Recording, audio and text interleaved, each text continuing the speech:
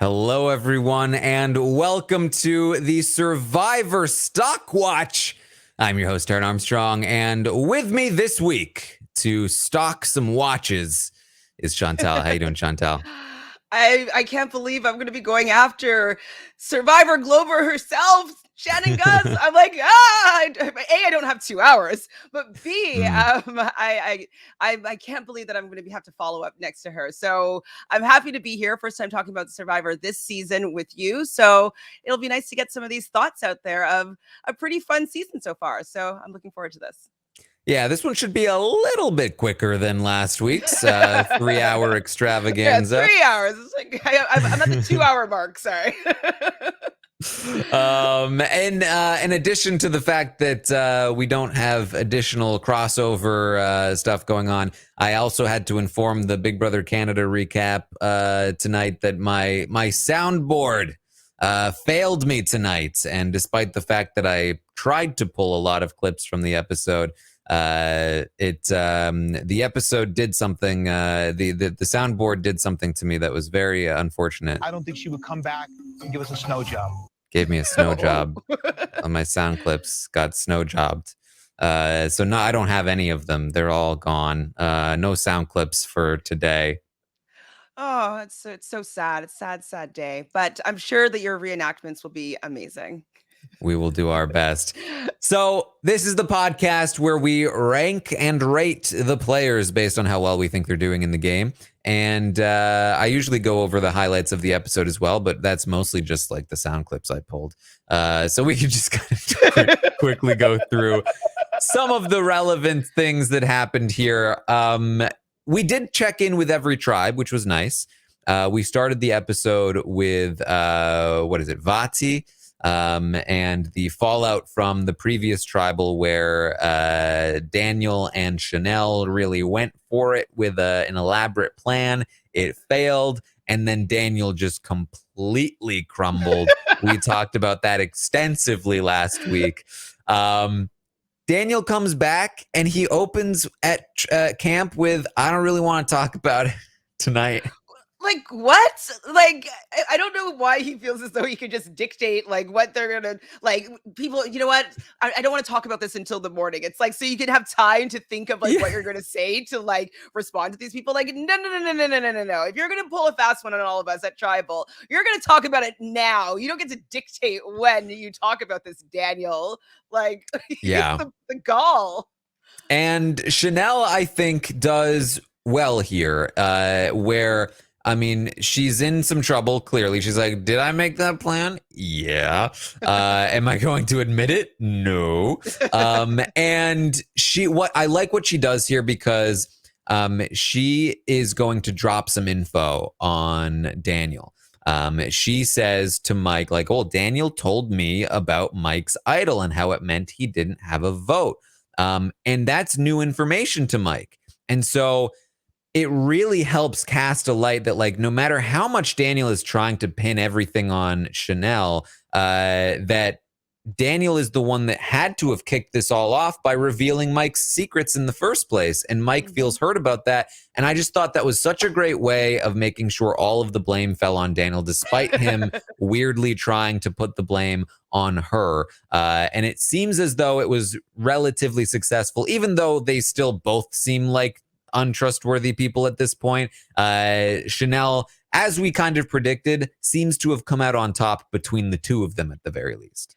And I think the fact that she didn't have a vote really helped her get out of this mess a little bit better. But I didn't vote. How can I be dictating the vote when I don't have a vote? Like, you're the one that had the vote. You voted. So I think that, she got to say that and could say that with her full chest, like, I didn't have a vote. And so I think people are like, yeah, that makes sense. Like, she didn't have a vote. Like, how could she be the one that's dictating something? So I think that in the end, even though I thought that the tribal last week was disastrous for Chanel, I think that she was able to come out ahead of Daniel because of the fact that she didn't actually have a vote. Yeah. And I mean, I gotta say, I am just as confused as Chanel is when Daniel, even in confessional to us, is saying, Chanel betrayed me. Like, what? Like, when the chips were down and we had to try to find a way to not go to rocks, Chanel didn't have my... Like, what are you talking about?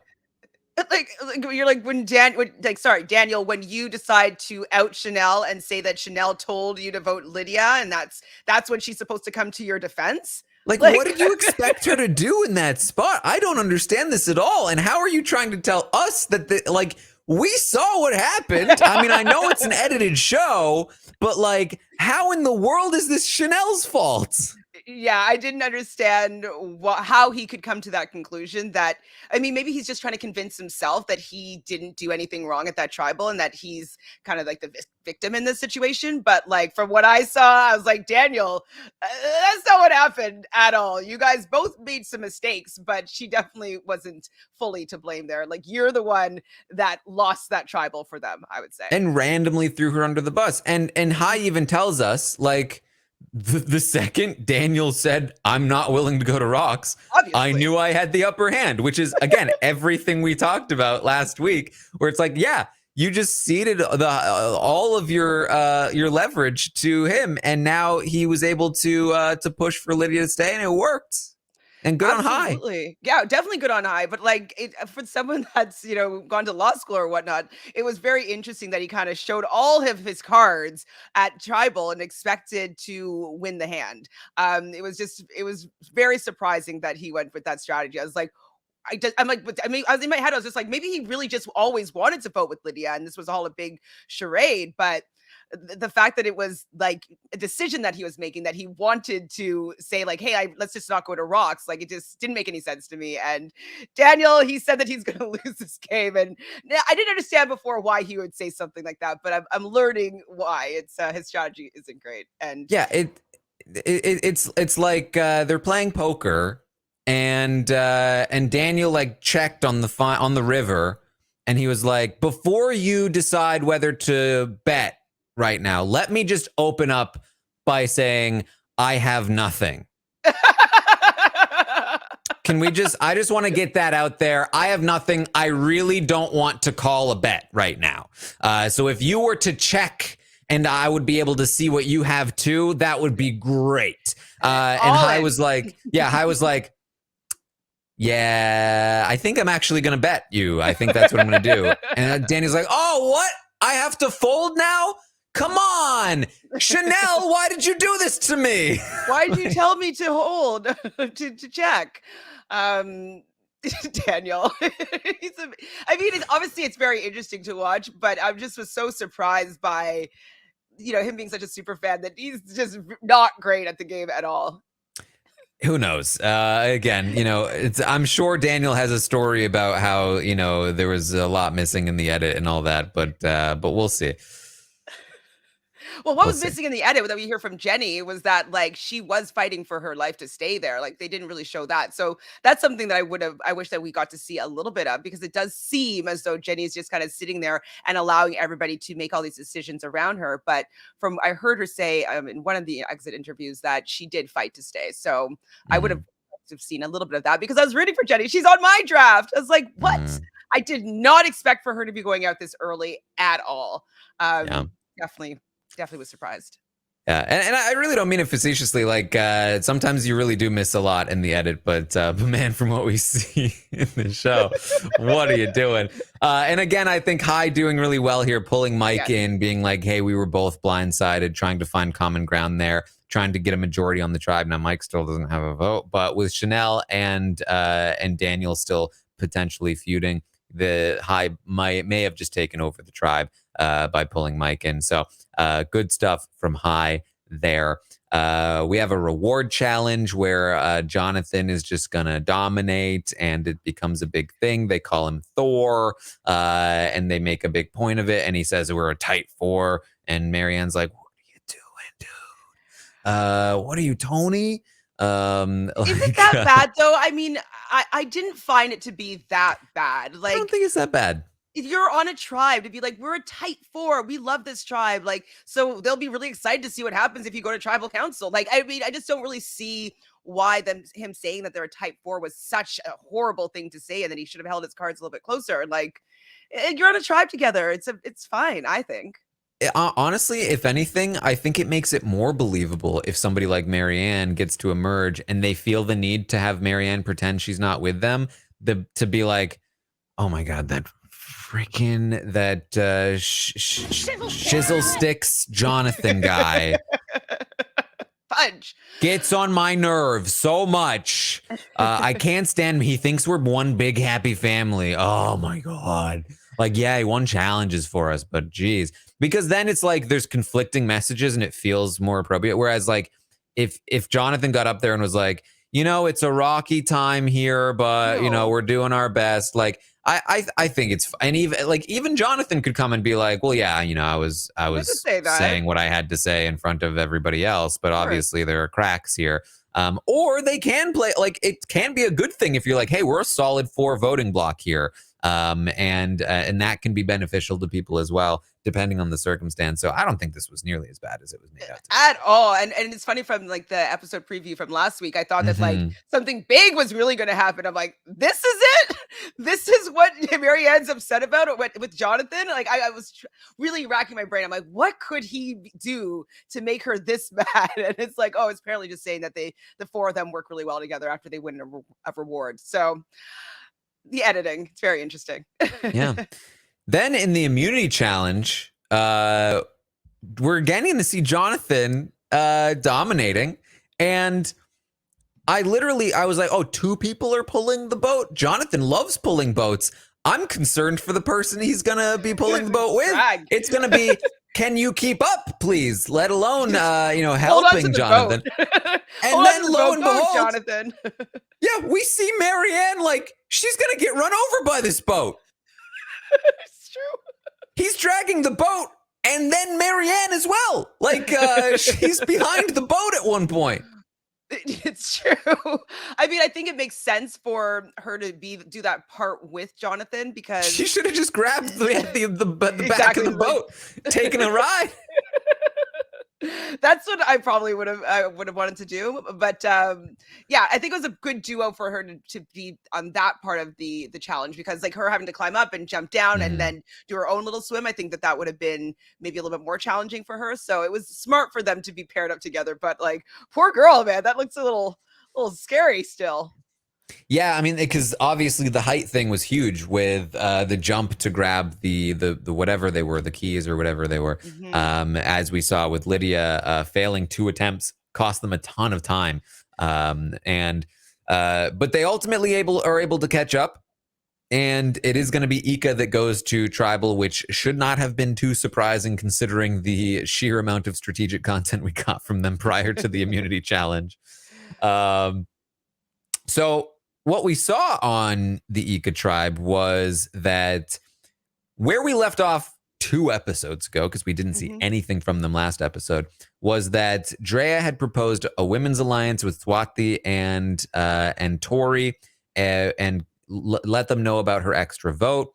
And Swati was saying, I don't really want to do this. I've got a thing going with Rox. I'd rather flip this over on Drea. And for that reason, I had her at the top of the tribe. I was like, she seems to have the most amount of options here. She's got a relationship with Rox. She could go with the women. She could go either way, it seems. And we see her at the start of this segment, at least for Ika, talking about that. I would rather go with Rox. I would rather go against Drea. And she's talking with Tori about it. Tori's like, I don't know. I hate Rox. He's annoying. And then Tori decides to initiate the plan by going to Rox and saying, hey, Drea has an extra vote. Did you know that? I think we should take Drea out. Rox is like, I hate you, Tori. I don't care. He goes to Drea. They expose Tori. And then Tori throws Swati under the bus. And it comes out that Swati has made a you're my number one statements to more than one person. And that is ultimately what is going to lead, it seems, to Swati's vote out here. And like when Swati, I guess it was 2 episodes ago, was on the beach with Drea and Tori, and Drea wants to have this kind of girls alliance, and she has the extra vote, lets them in on that. I really thought that Drea was being serious, and I thought it was something that was great for Swati and Tori to have Drea wanting to work with both of them, because I felt that they could be considered expendable to everybody else in the tribe. So I thought it was really great that they had this option. And so when Swati was kind of like not wanting to be a part of that and immediately wanting to like get Dre out over an extra vote, I'm like, it's an extra vote. Who cares? Like, she's giving you good information here and she wants to work with you. So I was apprehensive of the fact that she wanted to throw away that potential alliance so quickly.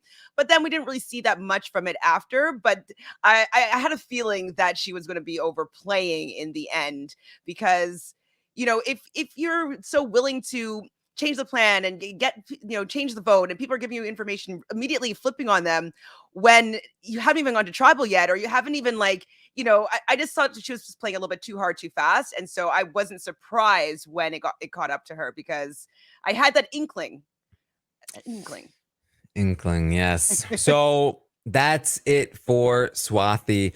And that was the episode. I definitely think there's some good content here to update the Stockwatch ratings. So let's dive straight in, unless there's anything else from the episode that you thought was worth bringing up.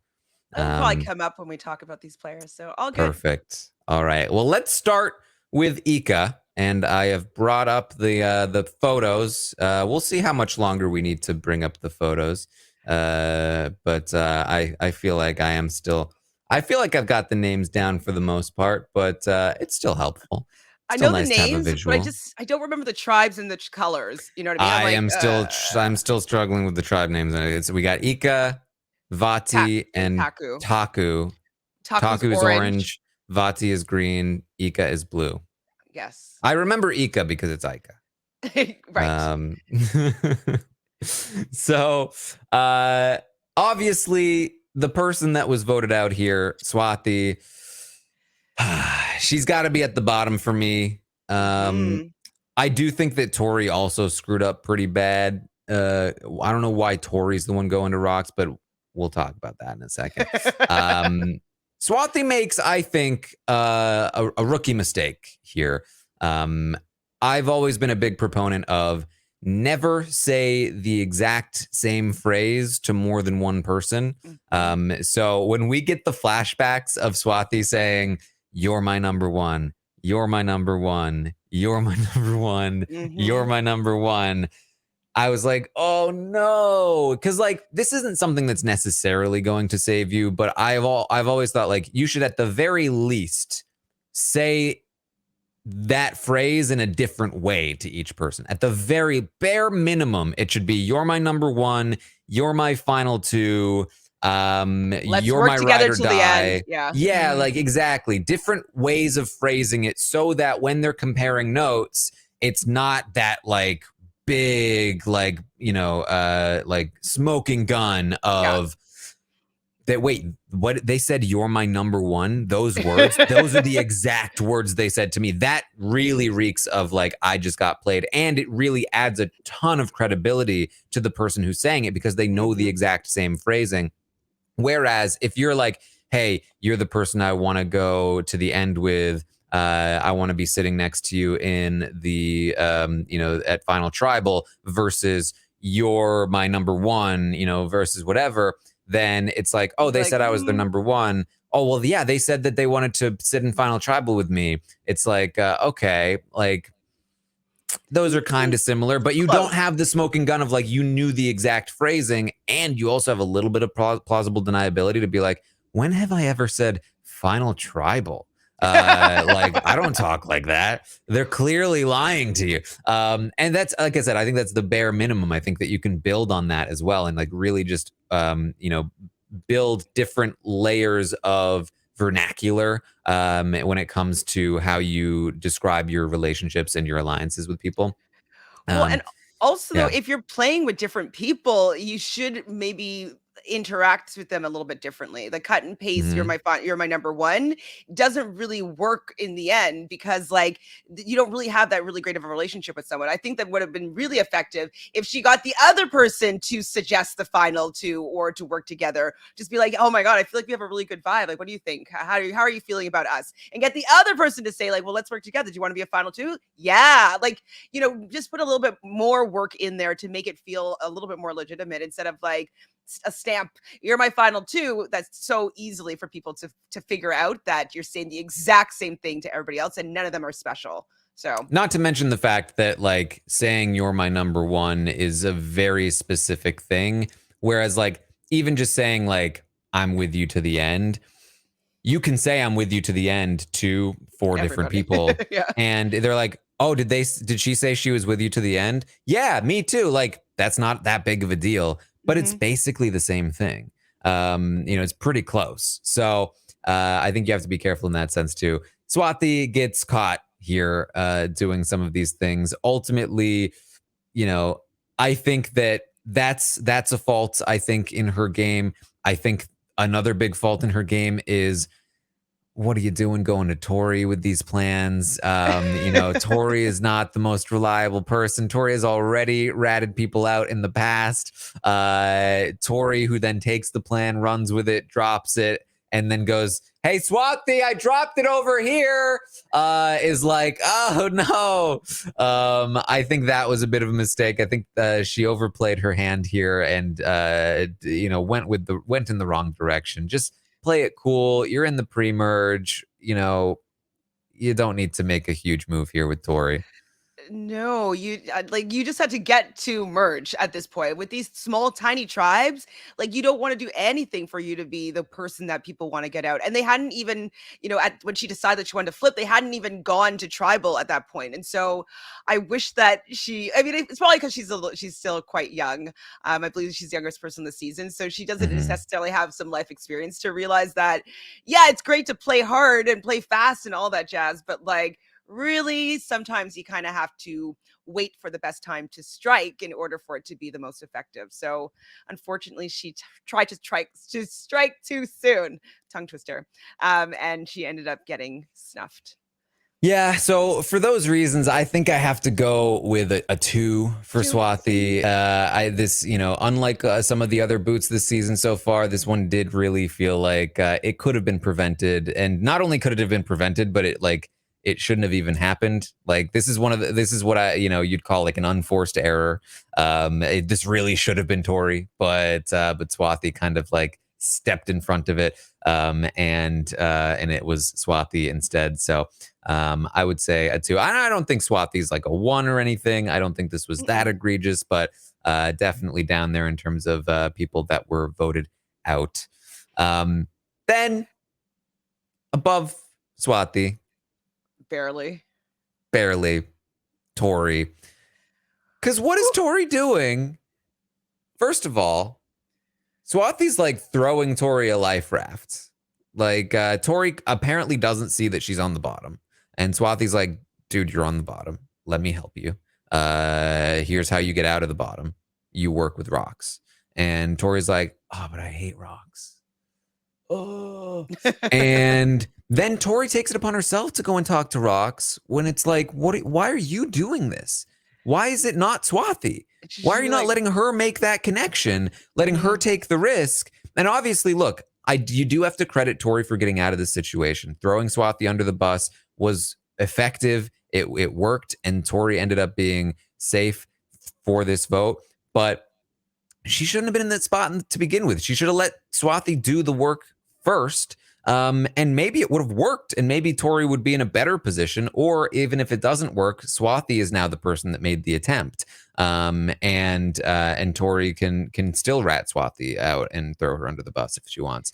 But yeah, and the approach was also very like she clearly completely failed to make any kind of connection or impression on Rocks, and I don't blame Rocks for not wanting to work with her. When if I had the sound clip, I'd show you the level of enthusiasm when Tori was like, "I really would love to work with you," was dreadful. Tori, it's surprising that like I was definitely rooting for Tori when she was on Sequester. You know, she's playing hard and trying hard to do well. But I'm very surprised by how she's playing this particular game. What I like about her game is that she's not willing to give up. Like she's definitely has Yes. been in super hot, like the hot seat, and you know, twice she's saved herself from being out of the game. But she really doesn't seem to know how to make friends. I know she had this big game plan that she's going to come in as a healthcare worker. Everybody's going to love her. She's not great at making friends or making people want to work with her. And she also isn't very trustworthy. And she shows that she's not trustworthy by immediately turning on an ally, which, yes, it's saving herself, but it's still showing the other people in the tribe that she's willing to do that. So, I mean, she might get far because it does seem that in one of the original previews that she finds one of the advantages. And so I also didn't have any tension at this episode or the first episode that they went to tribal because I saw that she gets the beware clue where it says the potato skin one. Did you see that? Yes. Yeah, it's this has been talked about as well.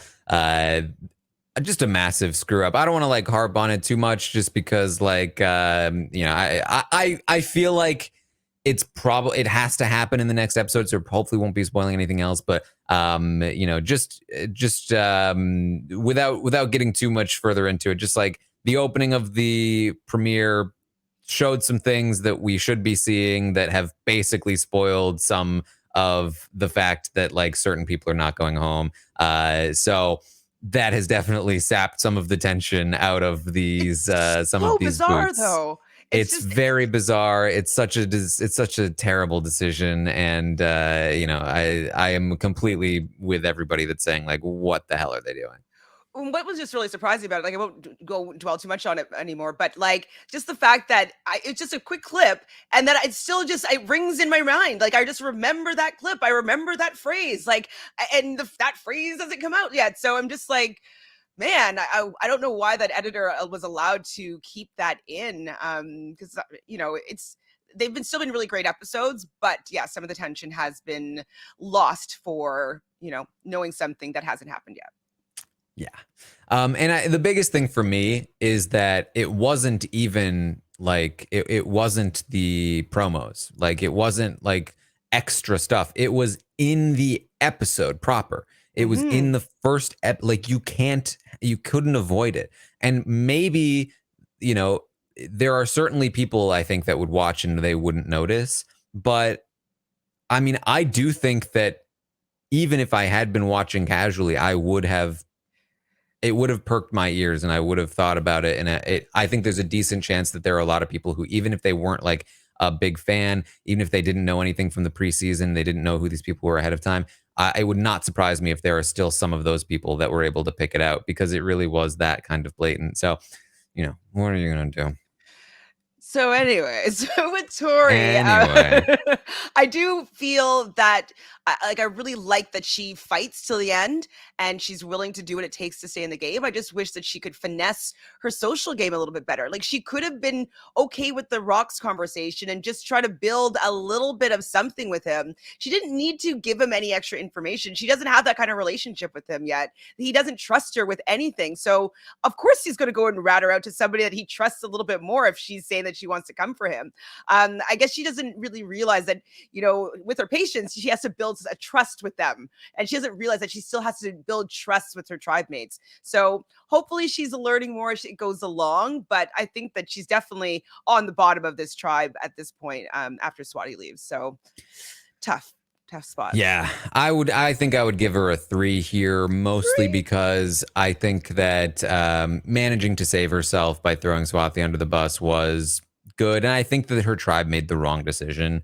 I think that, like, what are you doing keeping? I mean, the decision, like, I get that, like, Swathi kind of put one over on you a little bit more effectively than Tori did, but you still get along with Swathi. Like, there's zero chance Tori works with you in a merge. Like, Tori's always going to turn on you guys because she doesn't get along with you. That's just straight up. Like, she's gonna flip. She has to. Well, I could see Tori maybe being able to rekindle things with Drea, because you know, they seemed like they were able to have a good conversation that first episode, and they kind of came to want to work together. Drea did feel comfortable with wanting to work with Tori and Swati. I think that with Swati being gone, Tori can kind of be like, Swati was coming for you, and I'm sorry that I didn't let you know about it. I think that she may be able to rebuild that relationship. But I do not see her being able to do anything with Roxroy. And I don't know, if Roxroy pisses off Romeo and Drea, then maybe Tori can like last another day. But other than that, I think that she's probably the next out on this tribe. This tribe is such a mess. So yeah, it's So it's a messy. 3 for me. Where are you at with Tori? I mean, you're convincing me on the 3 a little bit for the fact that, like, we both recognize that she plays really hard. But the fact that we know that she's going to be at the bottom of the tribe all the time, she's always going to be fighting to stay in. She's always going to be throwing people under the bus. Yes, it'll be entertaining. Yes, I appreciate the fight, but I just don't see her. I'm hopeful that she could learn how to play a little bit better and a little bit cleaner, but I just don't know if she's able to make these social bonds with people that would be necessary. Like we see in the challenge that she calls out Jonathan in front of everybody. Like that's not a way to make friends with everybody. Everybody's like, so I understand the 3, but I think I'm gonna have to stick with the 2. I feel like I think she's still at the 2 level. She's not learning how to make friends. She's not really making friends with other people on the other tribes. She's always clinging to she needs the life vest all the time, and that's really not a great game player. So I don't see her really climbing out of this mess at all. So 2. All right. Next on the list for me is gonna be Roxroy. Yeah. It's just not a great sign. There are a few not great signs. First of all, Tori doesn't like him, and Tori's still in the game. He doesn't like Tori, and he's still in the game with Tori. Also, Romeo doesn't seem to like him very much. Like Romeo is also not a huge fan of Roxroy. Nobody on this tribe seems to like Roxroy all that much. Yeah. Like even Drea was looking to form an alliance with the women to take out Roxroy. Yeah, like it doesn't seem like, I mean, he's okay for now, but he seems to rub people the wrong way, and nobody seems to be a huge fan of him on this tribe. I mean, I could see him being the next boot on the tribe, and even if he's not, like, where does he fit in all of this? How does he make relationships with other people? Like, it's just not looking super great for Roxroy. It seems, and then on top of it all, it seems as though, and this isn't like confirmed necessarily, but it seems like he was left out of this vote. That he disagreed that it should be Tori, that he thought it should be Tori. He votes Tori. He seems to have a bad reaction to the fact that it's Swati. And he did have a relationship with Swati, and so losing Swati is not great for him to begin with, I'm sure. And he's not happy about it, and either didn't know about it or just like straight up was like, I refuse to do this, and they went ahead and did it anyway, which shows a lot of, tells a lot about the level of respect they have for Rox in the game. So for me, I think Rox has to be at a 4 for now. Like, he's survived the episode, but like where are his long-term prospects? It's very generous. Well, with Roxroy, from the beginning, I thought he was going to be the first boot, and anybody that's going to be the first boot, and he hasn't improved his relationships with people. I'm kind of upset with Tori because Tori's not really doing well with, making good relationships with people. He's also not making good relationships with people. Like no adult is really going to be that excited about somebody telling them what to do at every step of the way. Even when he was having that conversation with Tori, he went through the laundry list of all the things that he does, and it's just like, shut up, leave me alone. I do want to be helpful. I do want to work on this tribe, but I would definitely be very, very anti his tactics and strategies to get me to do better and work harder. So I just don't think that he's great with people, and I think he's doing a little bit better than Tori. So I think I can only give him a 3, because if Tori's safe, he is gone. You know what I mean? Like, it's just like he's next on the button there. So I think he deserves a 3 because nobody on his tribe really wants to play with him. If I had my soundboard, I would play you Romeo's montage of Roxroy just like saying things to people while they're doing things. And then I would also play you Roxroy during the reward challenge. Over, then under, then under, then Oh over, my then over, then God. under, which was Get rid a of him. perfect representation of everything Romeo goes on to explain later in the episode. Because I, like, before Romeo said a word, I was like, what is Roxroy doing? That's, like, not helping at all. And it's distracting, and it's from the most annoying person on their tribe. They're probably just like, like you're not in this. Get out of here. It's not helpful.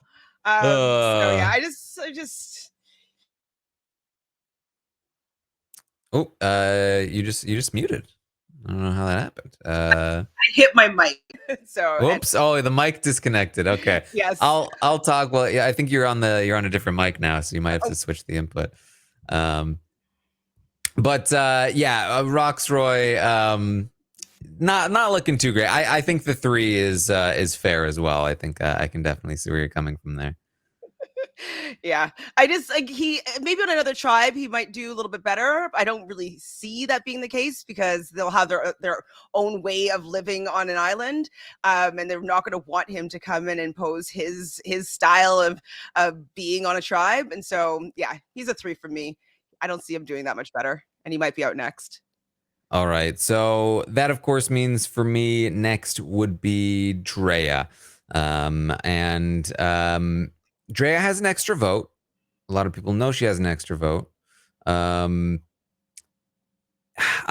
torn on Drea here.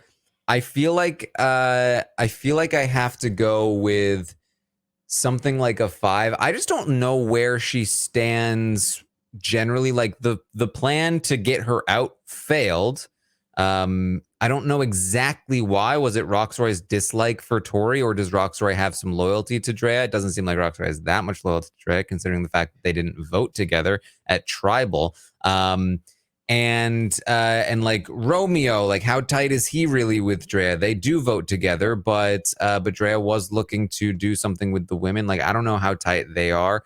And I just don't know exactly like where she stands now in the game. Like where does she move forward from here? I'm not sure, and so the uncertainty is leading me toward something like a 5. Totally understandable. She has 2 extra votes or an extra vote and something else. She has an extra vote, and she has the thing that is currently an extra vote, but it could change into more later, depending on how other people did forget about that. But so she has 2 advantages of some sort. So I think we have to give her some props that she was willing to, like, she kind of convinced people the first episode to do that, and she has that power that she hasn't shared with anybody. And I think that that's really smart that she's kept that to herself so far. People know about her extra vote, but Roxroy, I guess he was just trying to check the validity of Tori's statement by being like, and Tori said that you had an extra vote, just to see what she would say. I don't know if it was necessarily because he thinks he has trust in her. I think he was just trying to see where if Tori was lying to him. So for that, like I think I have to agree with you that she's kind of right in the middle. I don't know who she's really working with. I don't know if she has any trust with people, because the 2 people that she was trying to build trust with completely were ready to turn against her and vote her out with her advantages.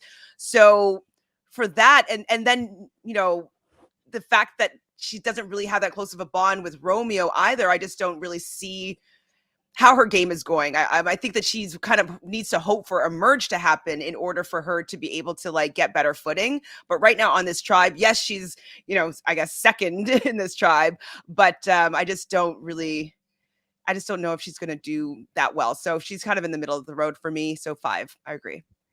All right. And that, of course, leaves Romeo at the top of the tribe, but I still don't feel that great. I mean, this tribe is such a mess. Like, where does Romeo really go from here? Now, I do put Romeo at the top. He's the only person on the tribe we haven't heard people wanting to target. We've heard people wanting to target Rox, wanting to target Drea, wanting to target Tori, but not Romeo. Romeo has stayed pretty clean from all of that so far. And he seems like the person that's had the most amount of options in general. He's also kind of seemingly our narrator on the tribe, which doesn't hurt. So for those reasons, I'm feeling more positive than negative on Romeo. I'm willing to give him a 6. I honestly feel Ooh. I feel hesitant to even go up to a 6, just like at all on this tribe. But I do feel like he's shown some capability, and maybe once he gets off of this tribe, he can make something work. So we will see. But this is one of those that's like he could be overvalued here from me. Yes. Well, one thing that I think is really in Romeo's favor is the fact that, we do get his confessional that Roxroy is really annoying and like, but he's like, but I know to just Mhm. like listen to him, do what he says, let him yap in my ear and like not to cause any tension and friction with Roxroy. So I think that that's a really good quality. I think that he's the most malleable with everybody that's in the tribe. Everybody seems to still want to work with them. I don't remember anybody, as you said, wanting to get him out. And so I think, and people seem to kind of listen to him a little bit with his who he feels, the vote should be. And so he has a little bit of agency in this tribe. Obviously, it's the tribe of the messy people that aren't really playing that well, that don't really get along with people. So he's like the star of this tribe because he gets along the best with everybody. But what does that really say? So I think that he's doing a little bit better than Drea. And so I do agree with you on this one here as well. I do give him a 6. Like it's like a 5.2, but like, Yeah. we're gonna have to go to like a 6 just to like have a differentiation between Mhm. rankings with him and Drea. All right. Let's move on to Vati, because I feel like we got the next most amount of content from Vati here, with Chanel, Daniel, Hai, and Lydia, and Mike. Um, this is an interesting one. So I feel like, honestly, I don't think there are any big surprises in going in either direction for this tribe.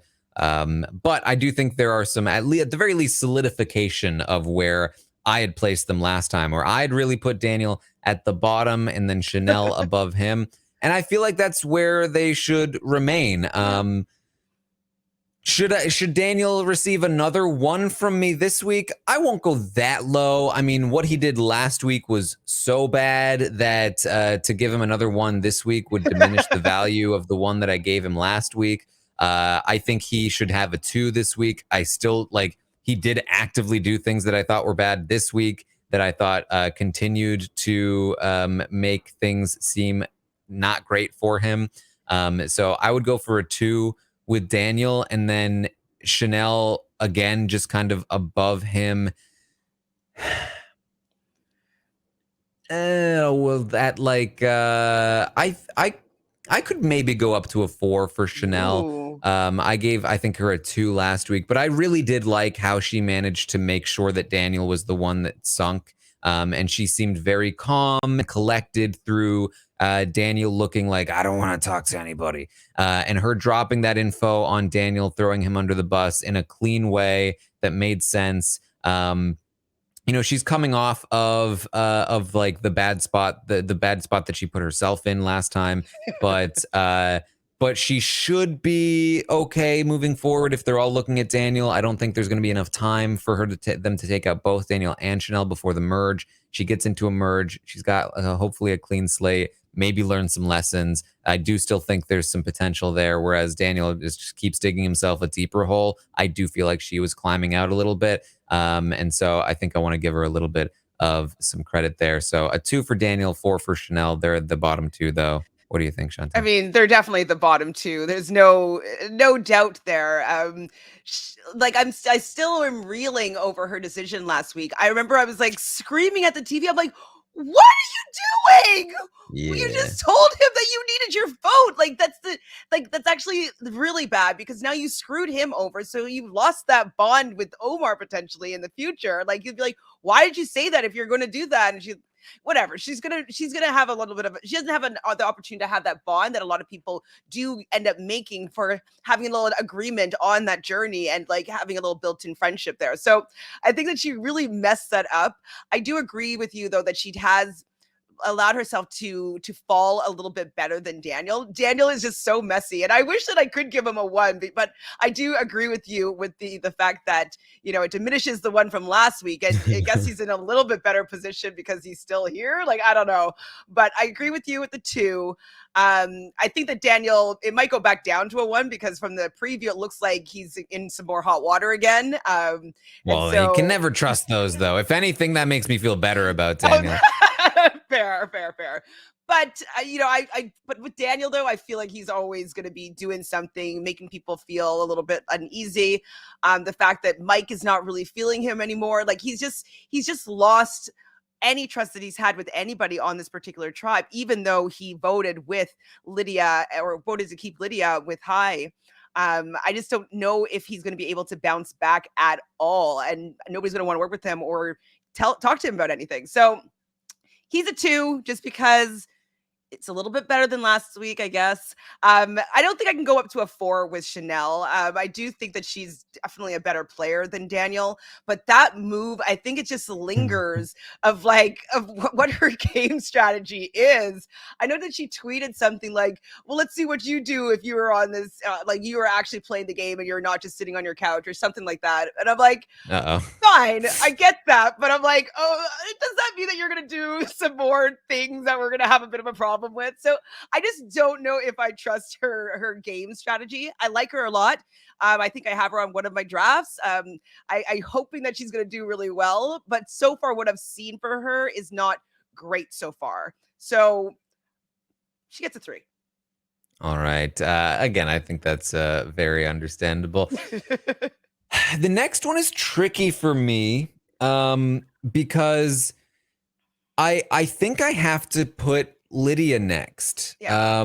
And I don't think that's super fair to Lydia, but at the end of the day, I don't even think she was in this episode except for the fact that she didn't reach the key thing. Like she wasn't, I don't even see her at camp when they were showing the thing.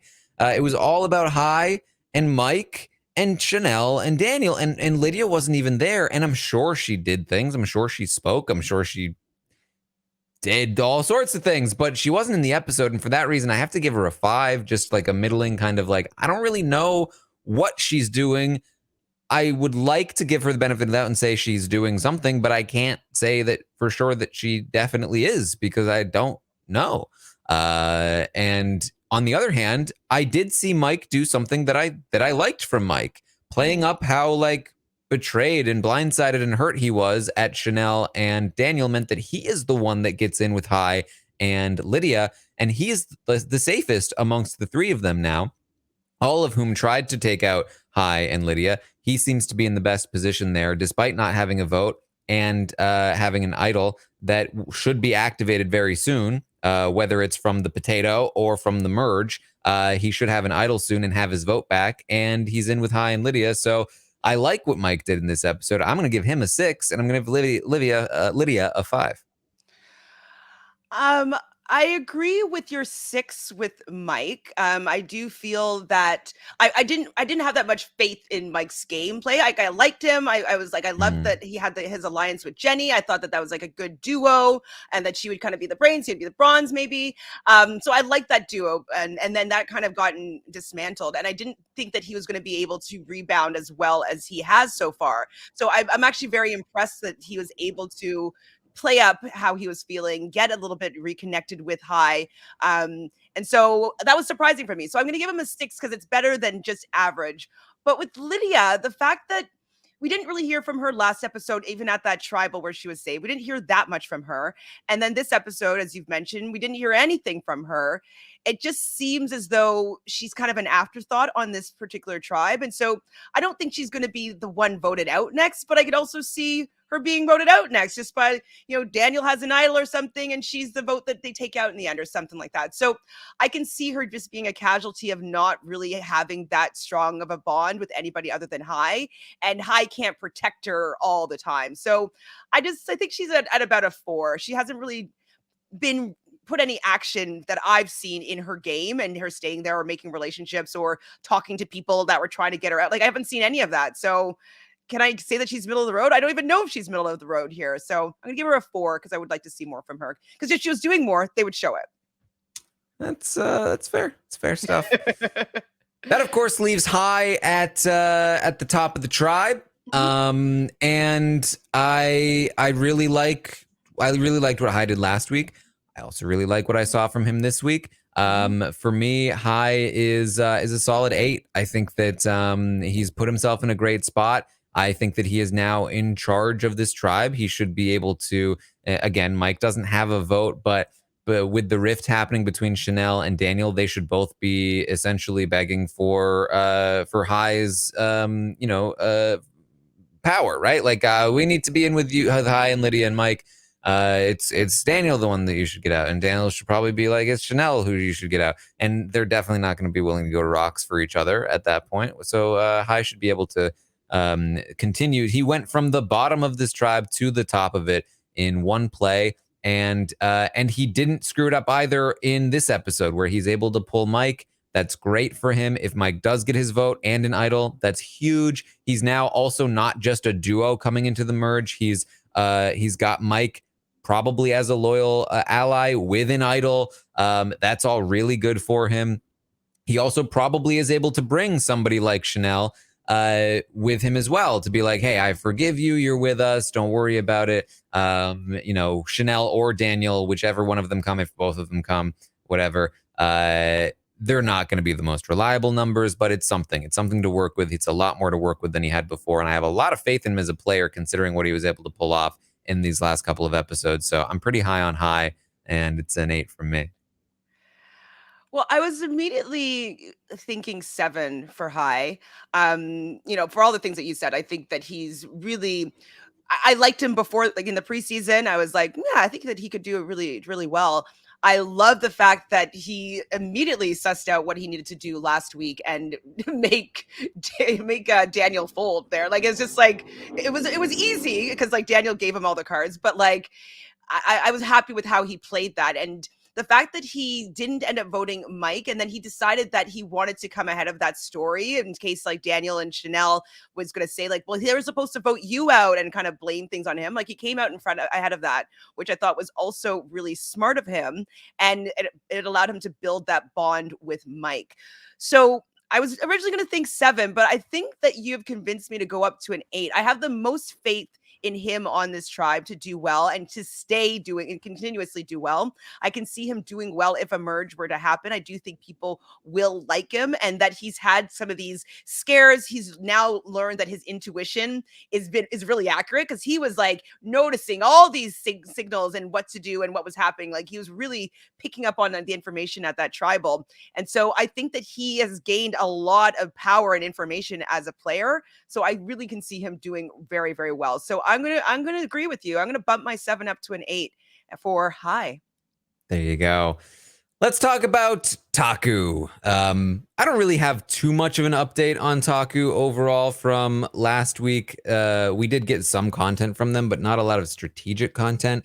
I will say that I feel a little bit better about Marianne's position overall, considering the fact that she seemed like she was at the bottom of the tribe. That was hurting her rating a bit. But as we reach the potential merge point where there's probably only one more boot before the merge or something close to that, because let's see, we've had 5 eliminations now, and then in addition to this was the 4th episode, so four boots and Jackson, right? Which means one more episode means 6 people will leave. That will leave us with 12 people total. We can, I think, expect a merge at that point. It may be like a weird swap, but probably a merge. And if that's the case, then all Marianne needs to do is have Taku win one more challenge, which shouldn't be that challenging considering they got Jonathan. And Marianne should be fine to the merge where she's no longer at the bottom of her tribe and she's in a much better position. So I like all of that for her.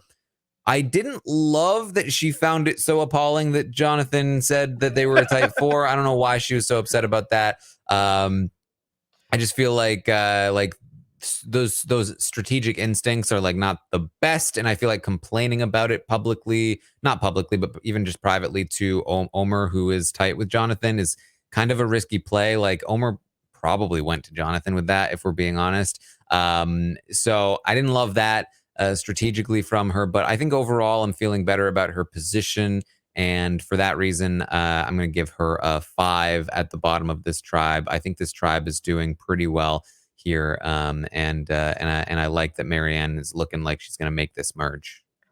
So I have a question. Thank you. I was missing all the soundboard bites. So I just have a question though.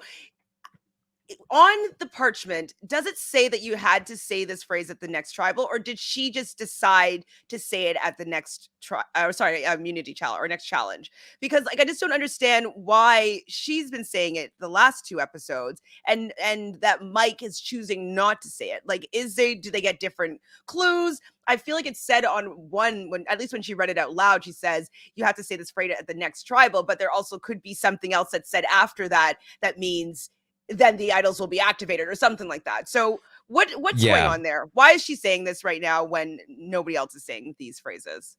I mean, we talked about this a bit last week, but I don't know the exact wording, the exact phrasing here, but I'm assuming that she is taking the interpretation that people did last season, and she's just doing what she thinks she's supposed to be doing. Probably never occurred to her that she could not read it. And so for that reason, she's just reading it and assuming that people who are not saying it they just haven't found it yet. I did love that she was like, here I am brilliantly saying my phrase, and these people can't get it together and find their dumb idols. I thought that was very funny. Yes, definitely really funny, but it just doesn't make me think that she's that strategic is over the fact that she didn't think to not say the phrase. That was the first thing when last season I was like, what, do they have to say the phrase? Why are they saying the phrase? Like, why, Xander, don't say the phrase unless you hear the phrase. And so I just assumed last season that it was a must say. And then, with her, I thought it was a must say as well. But like then Mike's not saying it. And so I thought that maybe they changed the clause this season. But if it was an option that she could not say it, I wish that she just didn't say it yet. I know that we want the TV of her, trying to build this frame into her normal, little stories at the immunity challenges. But it's just so bad for her game because everybody's going to know now that she's going to have some sort of idol eventually when everybody else starts saying these phrases. So yeah, that could make her a target when it gets to the merge time, just because like she will be, like you said, in a great position come merge. She's not necessarily a physical threat, not necessarily a social threat. So I could see her like moving really far into the game after she makes it to merge. But the fact that she might have this idol and then she went on a known journey, right? Yeah, in the first episode, was it? Did she actually? She went to Shipwheel Island, yeah, and so she does have an extra vote. So people might suspect that as well. So I just think that she might have some targets, and she's very free with this type of information to her tribe. Yes, but I'm just not sure if she's going to be able to like reel it in and come merge. So I'm going to agree with you though with a 5 for Marianne. I think that she's likable. I think that people will not want to take her out. I mean, I think the fact that she has a lot of power, people might be like, that's a little bit risky, but I'm going to give her a 5. She's kind of middle of the road. I don't know if she's going to be able to strategically steer anything, but I don't think that she's going to be necessarily the target right away. So 5. All right. Next, I think I'm gonna go with Lindsay. And you know what? Like, I'll just get them all out here. I think that the rest of the tribe here for me, they're all 6s. I think that like they didn't do anything in this episode to like give them an extra boost to a 7 or so, because we didn't see much from them in this episode. And I think they're all just in a solid position. I don't think any of them are in too much danger of leaving before the merge. And until they get to the merge, it's hard to say where their games are going to go. They've all been pretty comfortable all season to this point. Jonathan I had at the bottom of these 3 last week because of how Jeff called him out, and that became a big thing, and we saw that it was a big thing in this episode. However, I liked what he had to say about the fact that he was called out and that he's going to lean into being this physical threat, and how, yes, I am big and I'm a big guy and I'm going to be strong and all this stuff, but he has a plan for that. That gave me some more faith in Jonathan. So I think my order would be from top to bottom: Omer, Jonathan, Lindsay. Omer with the connection to Chanel and just overall level-headedness. The fact that Marianne is coming to Omer with her complaints about Jonathan means that Omer is probably the most sort of like he's got like Marianne more than anybody else in that tribe, which goes to show his strong social game, or at least points us in a direction where maybe his social game is pretty good. Also is like a good thing if this tribe survives for a long time as an alliance. And all of those things point to, for me, Omer being at the top 6 for Omer.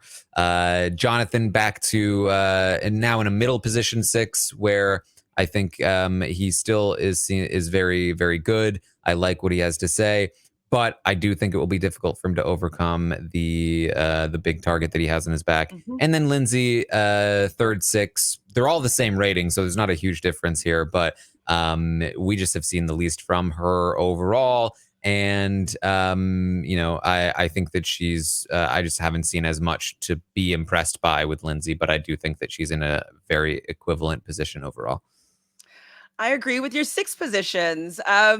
So like with Lindsay, I want to see more. We were kind of seeing a little bit more from her when Mariah was still on the tribe. We were hearing a little more confessionals and stuff like that, but also they haven't gone to tribal in a bit. So it's kind of like the blue team from last season, where like we just didn't really get to know them that well because like they were always winning. And so I can see like that being the case here with Lindsay. I do feel that she would survive if they had to go to tribal council. I do think that maybe it would be between her and Marianne, depending on who Omar and Jonathan wanted to fight for here.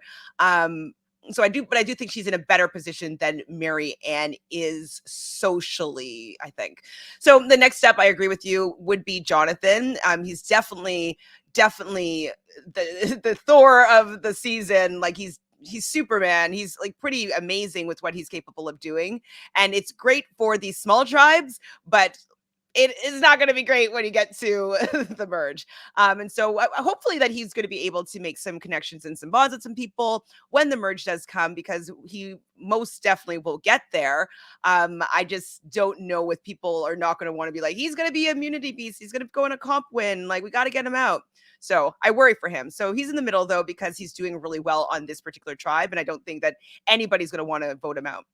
And then I agree as well. Omar at the top with his top 6. So maybe he's like 6.8. Like, is that where he fit? He's a high 6. And I think, high is he's an 8. Yes, high is an 8. He is a top 6, we'll say. And he's great at the puzzles. Like people are coming to talk to him. Like he's pretty well-rounded player. He's enjoyable to watch. I liked him preseason. He hasn't disappointed. He's from Canada, so we got 2 Canadians on this season or on this tribe, which I like. So I want to support him there as well. But I just think he's doing really well. I think that he's going to probably do the best come merge out of everybody on this particular tribe. And I think that he's smart and strategic. I think he's pretty well-rounded. So I could see him doing the best out of the people on his tribe right now. So that's my order too. I agree with you. There you go. That's the Stockwatch. We did it. We did it. Yay. We did it. When are we going to actually get like stocks we get to buy? Is that going to be next season? Hopefully, again, like I don't know what it takes, so we're working on it. We're trying. It's and again, like who knows how well the game works with it. But I mean, I think it would definitely be volatile and interesting. So it will we will try to get on it. But for now, that's this week's Stockwatch. Thank you so much for joining me, Chantele. Thanks for having me. It's nice to talk about Survivor because, most of the time we talk about Big Brother. And so it's a completely different energy and like the thoughts that are coming. So super fun time. I will do it anytime. So thanks for having me. Yes. And thank you to everyone who joined us here this week. I will, of course, be back next week. Next week should have Kemi joining me. We had to reschedule Kemi this week, but next week, Kemi should be joining me to talk Survivor Stockwatch. So make sure you tune in for that. And of course, tons of Big Brother coverage going on. Check all of that out. Find me over on Twitch, twitch.tv/Taran Armstrong, watching these episodes live with all of you when they're airing. We have a lot of fun over there. And find me on Twitter at Armstrong Taran. Check out the Taran Show with Peridium. And this week will be with Claire from Big Brother. So check that out. Lots of fun stuff all around. Chantele, where can people find you? You can find me on Instagram at ShanFriendFran, that has all of my socials, or on YouTube at Reality Realness with 3 S's, where I do some recaps or some lives and talk about some reality TV. You know the drill. All right. Thank you all so much for joining us this week. And I will see all of you next time.